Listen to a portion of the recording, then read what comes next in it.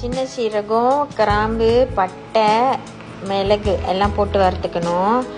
எல்லாம் நல்லா வறுப்பட்ட பிறகு கருப்பிலை நம்ம ஆட் பண்ணி கொஞ்சம் நல்லா வறுத்துக்கணும். அதையும் சேர்த்து நல்லா வறுத்து எடுத்துக்கணும். இது நல்லா ஆற விட்டு அதுக்கப்புறம் பிளேண்டரில் வச்சு அரைச்சிக்கணும். அரைச்சி நல்லா பொடி பண்ணி வச்சுக்கணும்.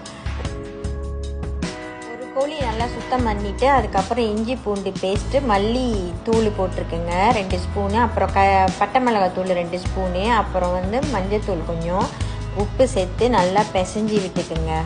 வெங்காயம், பட்டை மிளகாய், அப்புறம் பிரியாணி இலை, அப்புறம் பெருங்காயம் எல்லாம் சேர்த்து நல்லா வெங்காயத்தை வதக்குங்க. அதுக்கப்புறம் நம்ம சைட்டில் எடுத்து வச்ச அந்த கோழி மசாலாலாம் பண்ணி வச்சோம் இல்லையா, அது சேர்த்துக்குங்க. சேர்த்து நல்லா கிளறி விட்டுக்குங்க. நல்லா கிண்டின பிறகு அப்புறம் கொஞ்சம் வெந்த பிறகு நம்ம அந்த அரைச்சி வச்சுருந்த அந்த மசாலாவை சேர்த்துக்குங்க. நல்லா சேர்த்து நல்லா ட்ரை ஆகிற வரைக்கும். அதுக்கப்புறம் கொத்தமல்லி சேர்த்துக்குங்க. கொத்தமல்லி போட்டு நல்லா கிண்டி நல்லா இன்னும் ட்ரை ஆகிற வரைக்கும் சேர்த்துக்குங்க. இப்போ நம்மளோட சிக்கன் சுக்கா வறுவல் ரெடி ஆயிடுச்சு. நீங்களும் வீட்டில் செஞ்சு சாப்பிட்டு பாருங்கள். சரிங்களா? நன்றி, வணக்கம்.